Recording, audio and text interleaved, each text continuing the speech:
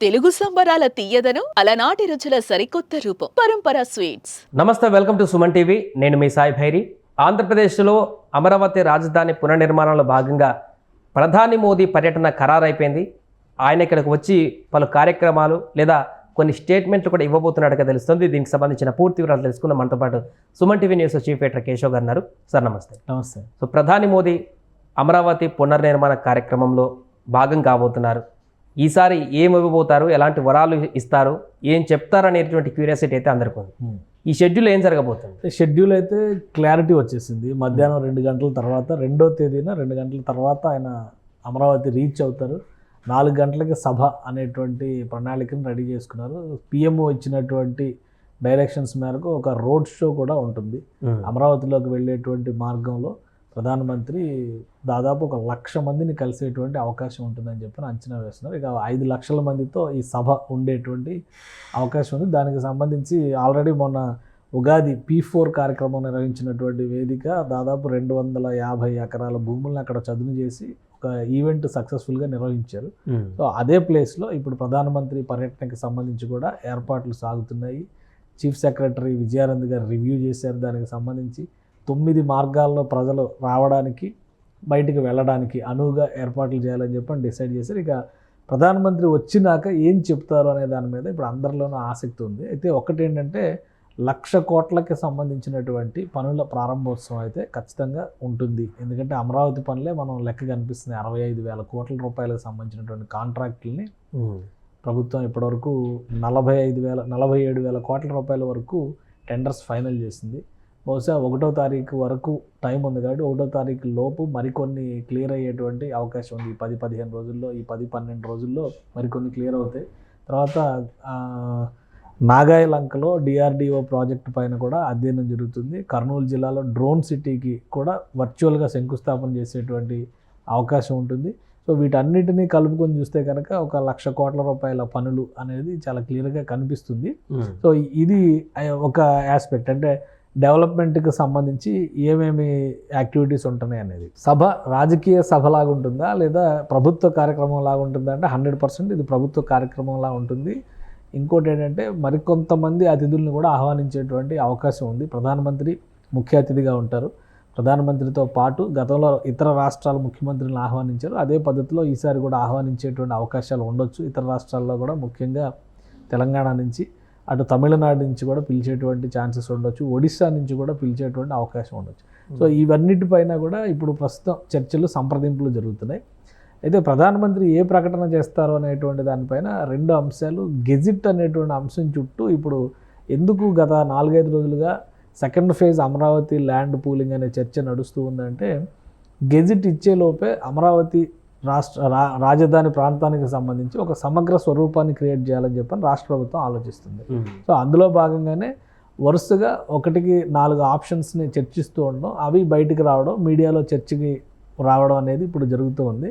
So ప్రధానమైనటువంటి agenda రాజధాని ఇదే అని తెలియజెప్పేటువంటి ఒక స్పష్టమైనటువంటి ప్రకటన ప్రధానమంత్రి నుంచి వచ్చేటువంటి అవకాశం ఉంది. ఇంకా చాలామందికి చాలా ఆశలు ఉన్నాయి కానీ బట్ వాటన్నిటికంటే కూడా దీని చుట్టూనే ఎక్కువ కసరత్తు జరుగుతున్నట్టుగా తెలుస్తుంది. బహుశా ప్రధానమంత్రి ఫండింగ్ విషయంలో ఆల్రెడీ మనం చూస్తే 2 రోజుల క్రితం 2 రోజులుగా ఆంధ్రప్రదేశ్లో 16వ ఆర్థిక సంఘానికి సంబంధించినటువంటి సభ్యుల పర్యటన జరుగుతుంది. నిన్న క్లియర్గా చంద్రబాబు నాయుడు గారు అమరావతి రిక్వైర్మెంట్స్ అన్నీ కూడా వాళ్ళ ముందు ఒక ఫోటో ఎగ్జిబిషన్ పెట్టి ఎక్స్ప్లెయిన్ చేశారు. సో మీరు సపోర్ట్ చేస్తే వీలైనంత వేగంగా ఇది సాకారం అవుతుంది అనేటువంటి మాట చంద్రబాబు నాయుడు గారు క్లియర్గా చెప్పారు. కాబట్టి ఫైనాన్షియల్ ఆస్పెక్ట్ అంతా కూడా అడ్మినిస్ట్రేటివ్ యాంగిల్లోనే జరుగుతుంది. ఈ రిపోర్ట్స్ ఆధారంగా ప్రధానమంత్రి ప్రకటన ఉండేటువంటి ఛాన్సెస్ ఉన్నాయి. అమరావతికి ఇప్పటివరకు ఇస్తున్నటువంటి ఫైనాన్షియల్ అసిస్టెన్స్ని మళ్ళీ పెంచేటువంటి అవకాశం ఉంటుందా, లేదా ఇంకేమైనా మార్పులు ఉంటాయా అనేది ఒకసారి ప్రొసీజరల్ పరంగా, ప్రభుత్వ విధానాల పరంగా, కేంద్ర ప్రభుత్వ పాలసీల పరంగా చేసేటువంటి ప్రకటనగా మనం చూడాలి. కానీ రాజధాని గెజిట్ అనేటువంటి అంశం పైన మాత్రం ఒక స్పష్టత ఇచ్చేటువంటి ఛాన్సెస్ కనిపిస్తున్నాయి. పాలనపరమైనటువంటి అంశాలు ఇలా విధంగా అంటే రాజకీయ పరంగా ఏ రకంగా ఉండేటువంటి అవకాశం ఉంటుంది? ఎందుకంటే భారీ బహిరంగ సభ, మరలా పవన్ కళ్యాణ్ గారు ఒకటే స్టేజ్ మీద, చంద్రబాబు గారు ఒక స్టేజ్ మీద, మోదీ గారిని ఒక స్టేజ్ మీద చూడబోతున్నాం. సో ముగ్గురు స్పీచ్ ఏ రకంగా ఉండబోతుంది, రాజకీయపరమైనటువంటి నిర్ణయాలు ఏమైనా వచ్చేటువంటి అవకాశం ఉంది? అంటే ఒకటి, బీజేపీ చాలా స్ట్రాంగ్గా దక్షిణాది రాష్ట్రాల్లో బలపడాలనేటువంటి ఆలోచనతో ఉంది. బహుశా ఈ 2-3 రోజుల్లో దానిపైన చాలా సీరియస్ కసరత్తు జరుగుతున్నట్టుగా కూడా ఒక సమాచారం ఉంది. ఒక 5-6 రాష్ట్రాల్లో బీజేపీ రాష్ట్ర అధ్యక్షుల నియామకాలు జరిగేటువంటి ఛాన్సెస్ ఉన్నాయి. జాతీయ బీజేపీ అధ్యక్షుడి నియామకం కూడా, అంటే అక్కడ మార్పు జరగవచ్చు అనేటువంటి చర్చ జరుగుతుంది. అందులో రెండు తెలుగు పేర్లు చాలా బలంగా వినిపిస్తున్నాయి. ఒకటి, కిషన్ రెడ్డి గారు కేంద్ర మంత్రిగా ఉన్నారు. ఆయనకి జాతీయ స్థాయిలో ఆల్రెడీ బీజేపీ స్కూల్ నుంచి వచ్చినటువంటి నాయకుడు కాబట్టి ఆయనకి ఇవ్వచ్చు జాతీయ అధ్యక్ష పదవి అనేది. ఆ రకంగా చూస్తే వెంకయ్యనాయుడు గారు, బంగారు లక్ష్మణ్ గారు వీళ్ళందరి తర్వాత కిషన్ రెడ్డి గారికి చాలా పెద్ద గౌరవం దక్కినట్టుగానే మనం చూడాలి. ఇంకోవైపు నుంచి చూస్తే దక్షిణాది మహిళగా పురంధేశ్వరి గారికి ఇచ్చేటువంటి ఛాన్సెస్ ఉండొచ్చు. ఎందుకంటే క్యాబినెట్లో ఆమె వస్తుందని అందరూ అనుకున్నారు. అప్పుడు క్యాబినెట్ బెర్త్ ఇవ్వలేదు కాబట్టి ఆమెను జాతీయ అధ్యక్షురాలుగా చేసేటువంటి అవకాశాన్ని కూడా పరిశీలిస్తున్నారు. ఈ చర్చ నడుస్తుంది. అంటే బీజేపీ వ్యూహాత్మకంగా దక్షిణాది రాష్ట్రాల్లో బలపడేటువంటి ఒక నిర్ణయం తీసుకునే దిశగా అడుగులు వేస్తుంది. అదే క్రమంలో రాబోయేటువంటి ఎన్నికలు, ముఖ్యంగా తమిళనాడు ఎన్నికలు చాలా ముఖ్యమైనటువంటి ఎన్నికలు. ఈ అంశాలన్నింటినీ దృష్టిలో పెట్టుకొని మార్పులు చేర్పులు జరగబోతున్నాయి. సో ఇప్పుడు ఒకేసారి మళ్ళీ కూటమి నాయకత్వం చాలా బలమైనటువంటి ఐకమత్యంతో మేము పనిచేస్తున్నామని సందేశం ఇచ్చేటువంటి ఒక వేదికగా ఇది మారేటువంటి అవకాశం ఉంది.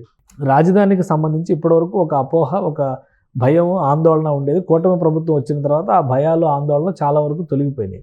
కానీ రాజధాని నిర్మాణం అనేది ఒక రోజులో పూర్తయ్యేది కాదు. 3 నుంచి 5 సంవత్సరాలు ఒక ప్రణాళిక అనుకున్నా కానీ కేంద్ర ప్రభుత్వ సహకారం లేకపోతే ఒక అడుగు కూడా ముందుకు పడేటువంటి పరిస్థితి లేదు. సో ఇది మొత్తానికి కూడా ఐక్యంగా మేము రాజధాని విషయంలో నిలబడి ఉంటాం అనేటువంటి సందేశం ఇవ్వడం ఒక ప్రధాన వేదిక అవుతుంది. 3 పార్టీలు కూడా అదొక బలమైనటువంటి వాయిస్గా ప్రజలకు వినిపించేటువంటి అవకాశం ఉంటుంది. ఈ 2 ఏళ్లలో జరగబోయేటువంటి నిర్మాణాలు, జరగబోయేటువంటి ప్రారంభోత్సవాల ఆధారంగా అమరావతి సమగ్ర స్వరూపం ఎలా ఉంటుందనేది మనం అప్పుడు ఆలోచించాల్సి ఉంటుంది.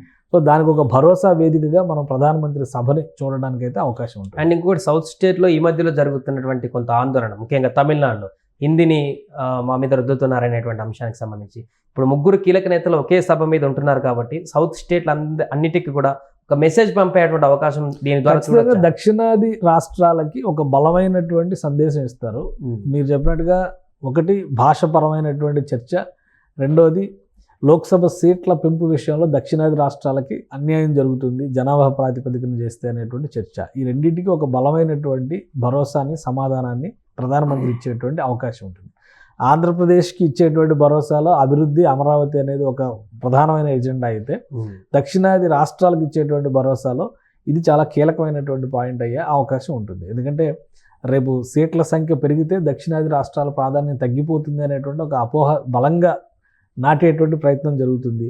ఏ ప్రాతిపదికన సీట్ల పెంపు జరుగుతుంది అనే దాని మీద ఇంకా స్పష్టత ఇవ్వకముందర ఈ రాద్ధాంతం జరుగుతుంది. కాబట్టి ప్రధానమంత్రి గారు వీటన్నిటికీ ఒక క్లారిటీ ఇచ్చేటువంటి అవకాశం, కమిట్మెంట్ టువర్డ్స్ సదరన్ స్టేట్స్ అనేటువంటి అంశం పైన ఒక బలమైన ఎజెండాని అమరావతి వేదికగా ప్రకటించేటువంటి అవకాశాలు అయితే కనిపిస్తున్నాయి.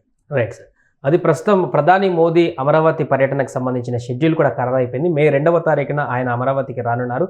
అక్కడ పలు కార్యక్రమాలతో పాటు భారీ బహిరంగ సభలో కూడా ప్రసంగించనున్నారు. ఈ ప్రసంగంలో ఏం ప్రకటిస్తారు, ఆ ప్రసంగంలో ఎలాంటి కీలక అంశాలని ప్రస్తావిస్తారనేటువంటి క్యూరియాసిటీ అయితే ఇప్పుడు ఉందనుకోండి. సుమన్ టీవీలో మీ పర్సనల్ అండ్ బిజినెస్ ప్రమోషన్స్ కోసం కింది నెంబర్కి కాంటాక్ట్ చేయండి.